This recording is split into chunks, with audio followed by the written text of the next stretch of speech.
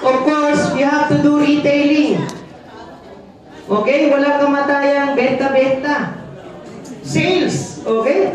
Oh, maybe a lot of people, I don't like sales. Correct?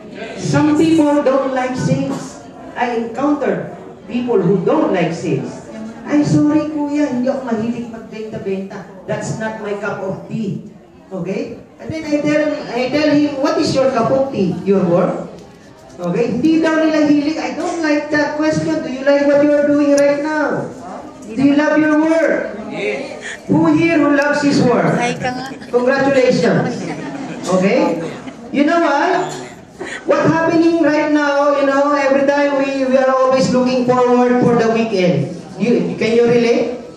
Okay? When it's already Sunday, you want to dream that it's already Thursday. Okay? And then when it's Thursday, you don't want Friday to finish. Correct? Even every time we look at the calendar, we always look for the next holiday.